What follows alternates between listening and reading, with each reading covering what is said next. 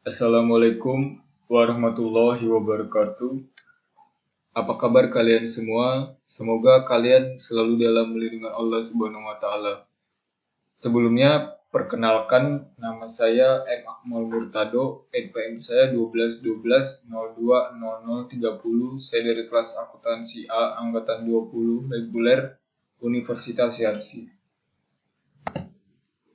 Jadi pada video kali ini saya akan menjelaskan dan mempraktekkan bagaimana caranya, dan saya akan menjelaskan apa itu statistik deskriptif dan uji kelayakan data. Nah, sebelumnya saya akan menjelaskan terlebih dahulu, menjelaskan sedikit tentang statistik deskriptif. Nah, di sini ada definisinya. Statistika deskriptif yaitu membahas tentang cara-cara pengumpulan data untuk memperoleh informasi yang berguna dan mudah dipahami. Dengan kata lain, statistika deskriptif adalah penggambaran data yang telah dikumpulkan. Banyak cara yang bisa kita gunakan untuk menggambarkan data, bisa menggunakan tabel distribusi, grafik, diagram, atau dalam bentuk narasi. Nah, itu tadi penjelasan sedikit tentang mengenai statistik deskriptif. Lanjut kita ke uji kualitas data. Nah, kita lanjut ke uji kualitas data. Di sini ada definisinya. Uji kualitas data adalah uji yang disyaratkan dalam penelitian dengan instrumen kuesioner. Di sini kuesioner itu sejenis suatu pertanyaan yang ditujukan kepada masyarakat untuk mengetahui suatu responden terhadap suatu permasalahan. Misalnya efek belajar di rumah terhadap anak usia dini. Nah, di situ nanti ada pertanyaan-pertanyaannya dan akan diisi oleh respondennya. Nah, biasanya di situ disebutnya dengan kuesioner. Nah, itu penjelasan singkat dari saya tentang kuesioner. Tujuannya untuk mengetahui apakah instrumen yang digunakan valid dan reliable, sebab kebenaran data yang diolah sangat menentukan kualitas hasil penelitian. Jadi di sini dalam uji kualitas data kita harus tahu apakah pertanyaannya itu valid atau tidak. Kalau misalnya pertanyaan yang kita gunakan itu tidak valid, nah sudah pasti dia tidak reliable. Lanjut kita ke bagian dari uji kualitas data. Di sini terbagi menjadi dua cara. Yang pertama ada uji validitas. Uji validitas merupakan alat uji yang digunakan untuk mengukur keakuratan data yang telah diteliti. Pengujian uji validitas ini mempunyai ketentuannya. Nah, dalam ketentuan pengujian dilakukan dengan melihat nilai corrected item total correlation. Nah, biasanya kita melihat tentang nilai signifikan. Sekarang kita melihat nilai ini, corrected item total correlation. Nah, misalkan kalau nilainya itu correct ini dia lebih besar sama dengan 0,3, maka item pernyataan tersebut itu valid pada table item total correlation. Nah, seperti itu tadi. Kalau misalnya dia lebih dari 0,3, berarti dia nilai valid. Kalau misalnya dia kurang dari 0,3, berarti dia itu tidak valid. Nah, seperti itu. Lanjut kita ke bagian yang kedua, ada uji reliabilitas. Uji reliabilitas adalah pengujian yang dilakukan terhadap butir-butir pertanyaan dari angket untuk mengukur keandalan atau konsistensi dari instrumen penelitian. Nah, dalam uji reliabilitas ini, dia punya ketentuannya sendiri dalam pengujian. Nah, pengujiannya dilakukan dengan melihat nilai Crohn's alpha. Nah, biasanya kita juga sering melihat kalau buat pengujian nilai signifikan kan. Nah, kalau uji reliabilitas ini menggunakan nilai Crohn's alpha. Nah, kalau misalnya nilai Crohn's alpha ini dia lebih besar daripada 0,6 pada tabel reliability statistik, maka nilainya ini atau itemnya ini itu reliable. Nah, sebaliknya kalau misalnya nilai Crohn's alpha ini dia lebih kecil daripada 0,6, berarti dia nilai tidak reliable. Nah, seperti itu penjelasan dari dua materi ini. Saya harap kalian bisa paham. Nah, untuk mempermudah prakteknya, saya akan langsung ke uji kasusnya. Di sini saya punya uji kasusnya. Analisis pengaruh kemandirian belajar dan motivasi berprestasi terhadap prestasi praktikum aplikasi software SPSS pada mahasiswa Universitas Yarsi Prodi Akuntansi tahun ajaran 2019. Nah, ini tadi yang saya blok ini merupakan judul dari yang studi kasus yang akan saya bahas dan saya akan praktikkan dalam aplikasi software SPSS. Nah, sebelum itu saya juga sudah membuat datanya dalam bagian Excel. Nah, seperti ini datanya.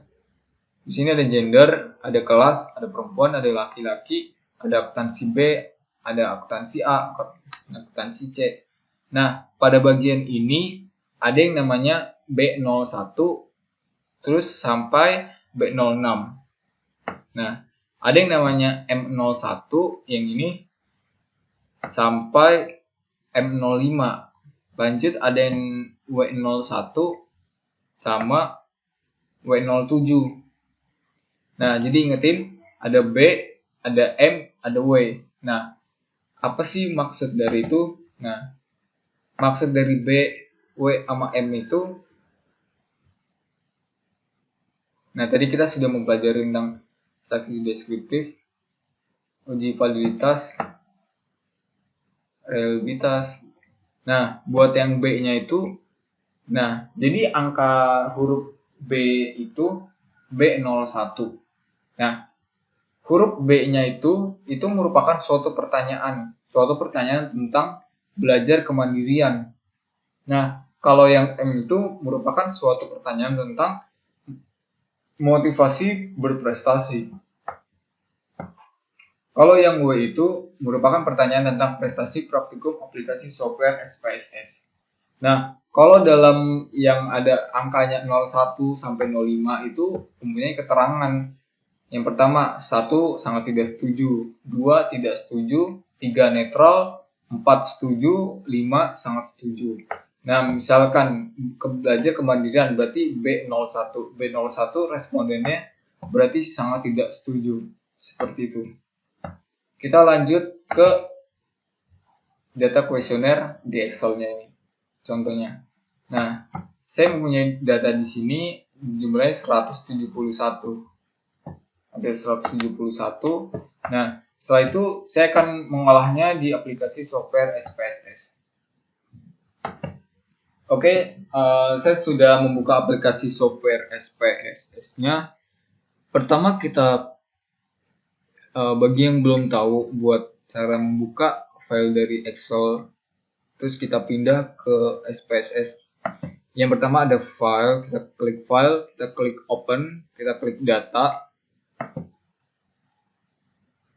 Jangan lupa buat mengganti files of type-nya untuk kita rubah. Di sini ada data questionnaire yang tadi saya tunjukkan di Excel-nya. Kita klik open dulu. Kita klik OK. Nah, data yang tadi sudah dipindah ke SPSS. Sebelum itu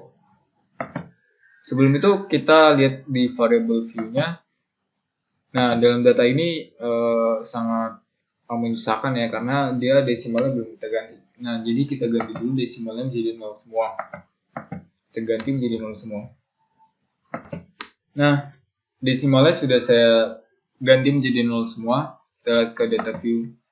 Nah, langkah pertama, kita akan mencari yang pembahasan kita hari ini, statistik deskriptif, uji apa? Nah, sebelum itu kita akan menguji data statistik deskriptif sama uji reliabilitas data dan validitas data, atau uji kejelasan data, uji kualitas data, mohon maaf.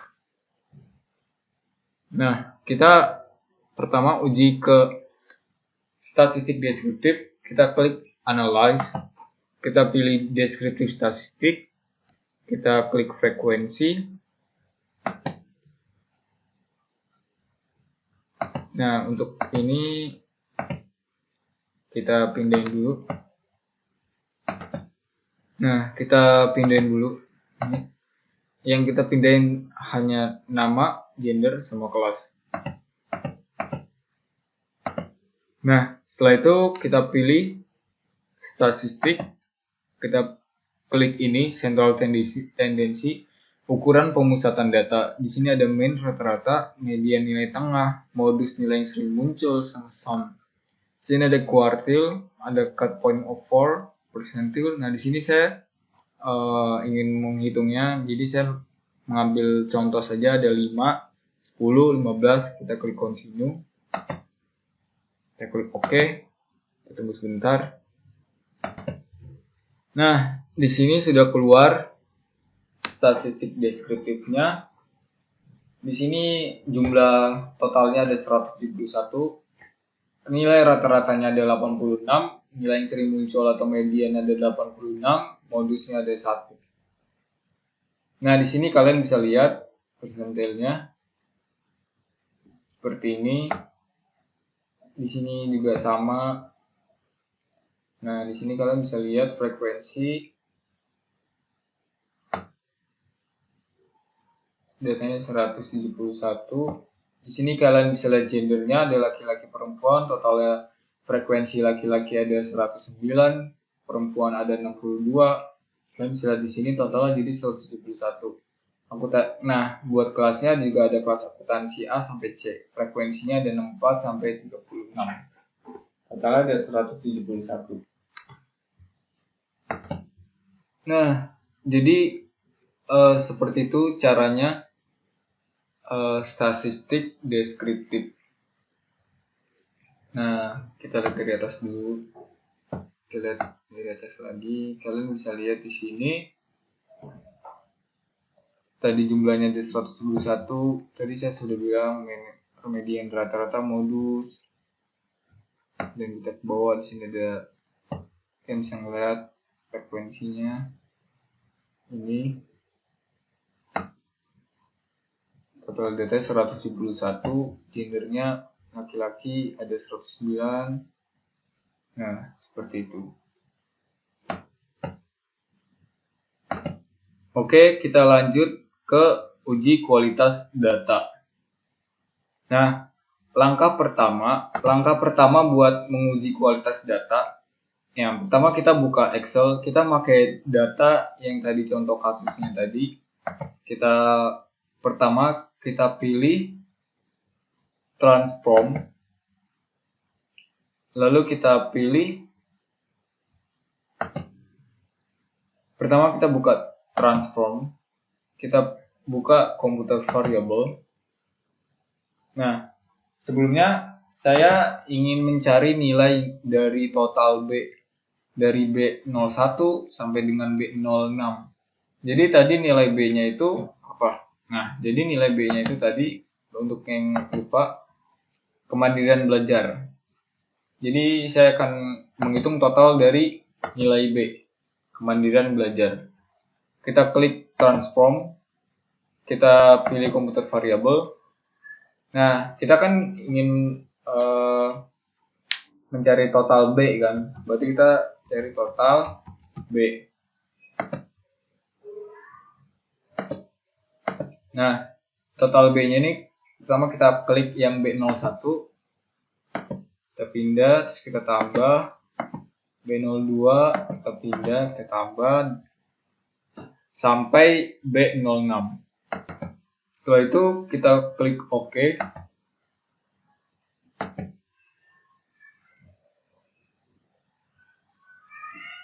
Bentar, agak lemot kursornya ini.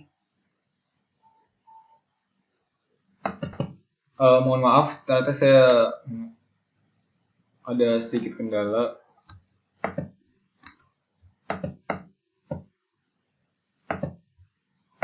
Saya delete dulu.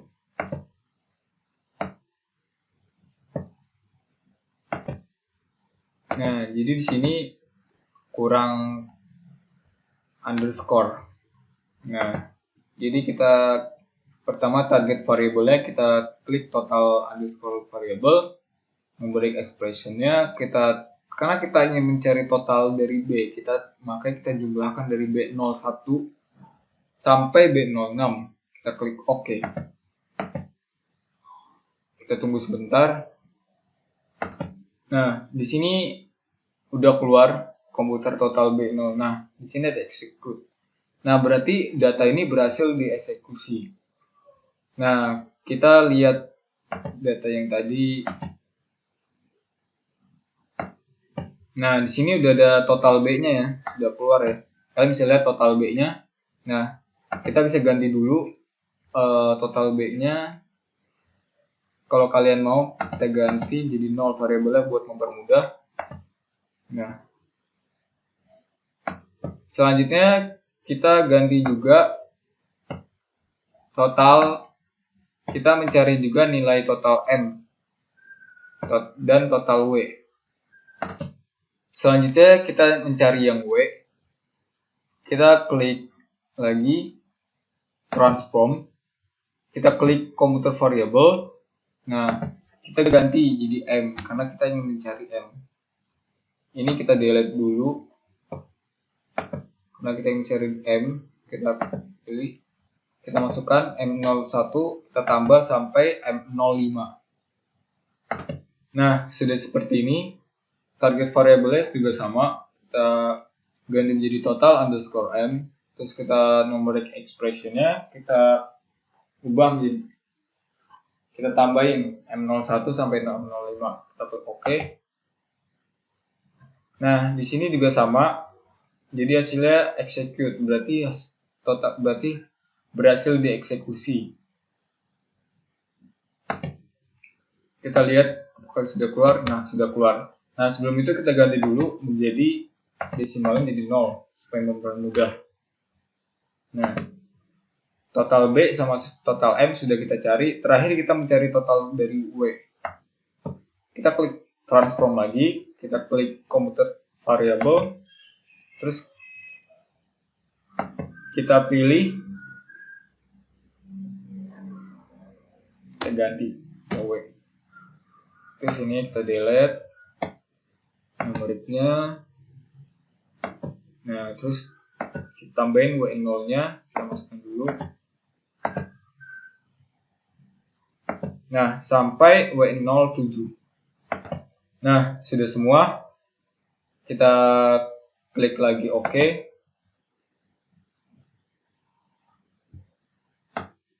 Nah, ini juga sama execute, berarti berhasil dieksekusi. Nah, kita lihat dulu di data view-nya apakah nilai total sudah keluar. Nah, sudah keluar. Untuk mempermudah seperti biasa kita menghilangkan desimalnya. Kita hilangkan dulu desimalnya, kita ubah menjadi 0. Oke, sudah menjadi 0 dan total datanya sudah kita cari. Oke, lanjut kita ke uji validitas dan uji reliabilitas. Pertama, kita pilih transform. Oke, selanjutnya kita akan mencari nilai kualitas datanya dari B, M, dan W. Pertama, kita klik analyze. Kita pilih yang scale. Kita klik ya reliability analysis. Nah, karena kita pertama akan menganalisis dan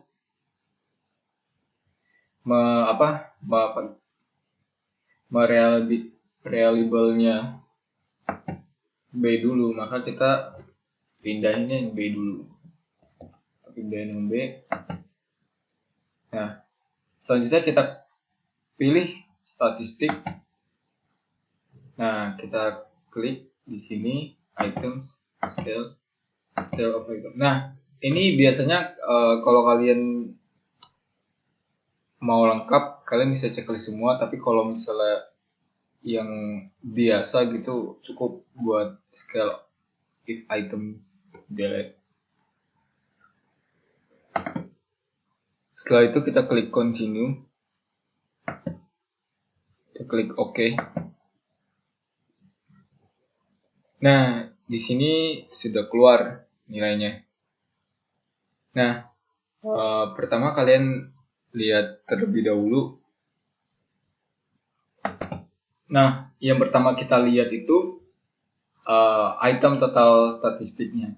Nah, kita buat melihat nih apakah data item ini valid atau tidak. Nah, untuk mengatakan dia valid atau tidak sudah mempunyai ketentuan dari pencetus data kevalidannya. Kalau misalnya lebih dari 0,3 berarti data atau item tersebut valid. Kita lihat di sini buat menguji kevalidannya. Di sini kita bisa lihat dalam corrected item total correlation seperti kita sudah bahas di pertemuan yang pertama di awal video pembahasan yang buat mencari apakah dia valid atau tidak, lewatnya mencari lewat sini. Nah, di sini kita bisa lihat dari B01 sampai B06 nilainya 0,67. Nah, di sini kan koma ya, atau titik. Nah, biasanya itu di SPSS itu disebutnya dengan 0. Nah, kita lihat nih 0,617, 0,6161, 616, 0,421, 0,313, 0,611, 0,547. Nah, dari di sini ada nggak yang lebih besar daripada 0,3? Nah, di sini kan lebih besar daripada 0,3 kan? Berarti di sini itemnya valid semua. Kalau misalnya dianya itu valid, berarti dia sudah pasti reliable. Nah, kalau misalnya dia nggak valid, belum tentu dia reliable. Nah, berarti di sini valid semua. Nah, lanjut kita naik ke atas. Nah, di sini ada datanya, validnya ada 171. Nah, di sini kita mencari nilai reliability statistik atau reliabilitas. Nah, seperti yang sudah jelaskan, buat mencarinya itu kita yang biasa kita pakai nilai signifikan kan. Nah, sekarang kita mencari nilai apakah dia reliable atau tidak. Nah, lewatnya kita lihat dari nilai Cronenberg alpha. Nah, kalau misalnya dia nilainya lebih dari 0,767, berarti dia reliable. Kalau misalnya dia lebih kecil daripada 0,6, berarti dia tidak reliable. Nah, ini kan 0,767 lebih besar daripada 0,6 kan. Nah, berarti dia data ini reliable.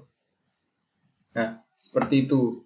Nah, ini kalian bisa lihat datanya yang bawah ini item statistiknya dari B01 sampai dengan B06, rata-ratanya, standar deviasinya, jumlah nilainya. Kalian bisa lihat sini 3,70, standar deviasinya 0,988.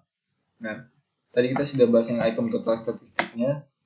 Nah, ini skala statistiknya, kalian bisa lihat sendiri rata-ratanya, variansinya, standar deviasinya, sama itemnya. Nah, kalau kita sudah menghitung dan mencari apakah dia valid atau tidak, nah kita baru pertama mencari yang B.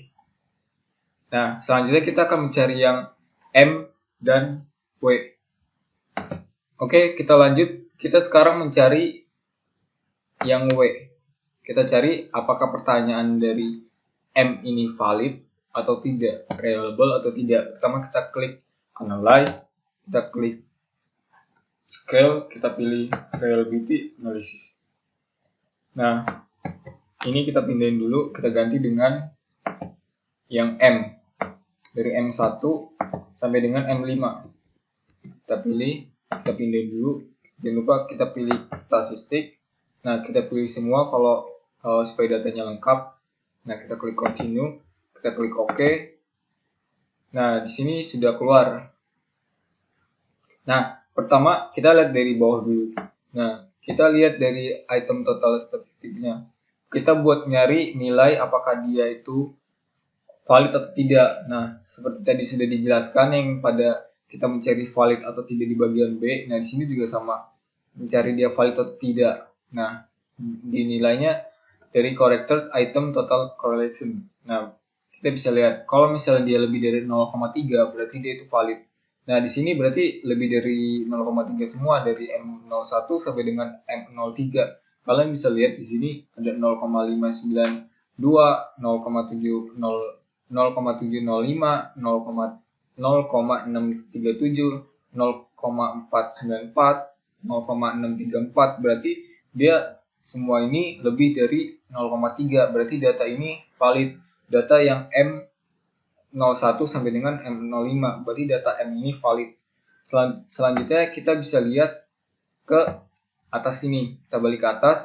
Di sini kalian bisa lihat buat data validnya ada 171 jumlahnya. Kalian bisa lihat di sini. Nah, kita buat nyari data apakah ini reliable atau tidak. Biasanya kalau dia sudah datanya itu valid, nah sudah pasti biasanya dia reliable.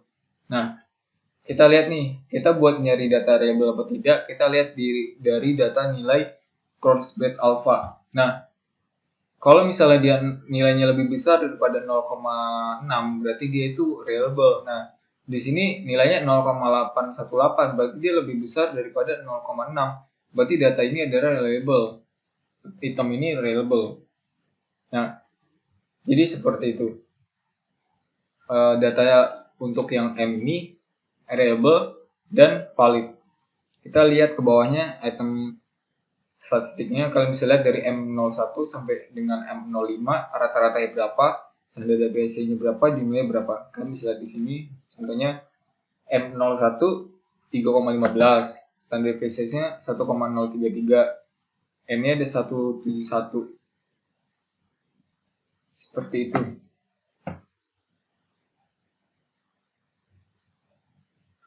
Nah, ini juga sama, berarti dia valid sama reliable. Di sini kalian juga bisa lihat skala statistiknya, rata-ratanya, variansinya, standar deviasinya, sama ini itemnya. Kan ada 5 tuh. Oke, selanjutnya kita menentukan apakah dia valid atau enggak pada bagian W yang terakhir. Nah, jadi yang B sama M sudah, sekarang kita mencari yang W. Kita klik analyze, kita pilih scale, kita klik reliability, kita ubah dulu menjadi W. Kita pilih di item di sini, kita masukkan dari W1 sampai W5. Mohon maaf, sampai W7. Nah, jangan lupa kita pilih dulu statistiknya. Nah, sudah diklik, kita klik continue, kita klik OK. Nah, di sini kita sudah keluar. Langkah pertama kita lihat di item total statistiknya. Kita buat nyari data apakah itu valid atau tidak. Nah, kita bisa lihat 0, dari W01 sampai W07. Nah, dia kan di atas 0,3 semua nih. Nggak ada yang di bawah 0,3. Berarti data ini valid data untuk W dari 01 sampai W07. Berarti data ini valid karena dia lebih besar daripada 0,3 nilai correct item total correction-nya. Buat nyari nilai apakah dia valid atau enggak. Berarti data ini yang W ini valid. Nah, selanjutnya kita balik lagi ke atas. Nah, kita lihat dari ke atas sama yang sebelumnya. Kita bisa lihat valid total jumlah datanya ada 171. Nah, kita bisa lihat data ini dia reliable atau tidak. Seperti yang sudah saya bilang, kalau misalnya dia valid berarti biasanya dia reliable, otomatis reliable. Nah, kita bisa lihat nilainya Cronbet alpha-nya. Kalau misalnya nilainya lebih dari 0,6, berarti dia data itu reliable. Nah, di sini datanya 0,778, berarti dia reliable. Nah, seperti itu. Lanjut, kalian bisa lihat di sini item statistiknya ada W01 sampai dengan W07. Contohnya misalnya W01 rata-ratanya 3,14, standar deviasinya 0,93, jumlah totalnya di 171. Nah, ini juga sama buat reliable-nya. Sini tadi buat nyari nilai valid, sini reliable. Nah, di sini kalian bisa lihat juga statistiknya, rata-ratanya, variansinya, standar deviasi. Nah, ini rata-rata contohnya 25,79. Nah, seperti itu. Nah, jadi seperti itu buat mencari nilai pertanyaan apakah dia valid atau tidak. Oke, dari data yang kita sudah lihat dari B sampai dengan W. Nah, berarti dia itu mencerminkan pertanyaan-pertanyaan yang tadi, yang dari uji kasus tersebut ini. Kemandirian belajar, motivasi berprestasi, prestasi praktikum aplikasi. Pertanyaan-pertanyaan tiga pertanyaan variabel ini berarti dia tuh valid karena dia nilainya sudah terbukti valid di sini. Sudah sesuai dengan ketentuannya buat nilai ini ternyata valid. Tiga pertanyaan tersebut atau tiga variabel ini berarti dia valid. Nah, seperti itu. Oke, kita sudah mencapai di akhir ujung video. Kita tadi sudah bahas tentang bagaimana dan pengertiannya sedikit tentang statistik deskriptif, uji kualitas data. Kita sudah menguji di statistik deskriptif juga, kita sudah validitas juga, dan nilai variabelnya kita sudah mencarinya dan mengujinya sesuai dengan ketentuannya. Nah, sekian dari saya, M. Akmal Murtado, MPM 1212020030 dari kelas akuntansi A. Mohon maaf jika ada kesalahan. Sekian, wassalamualaikum warahmatullahi wabarakatuh.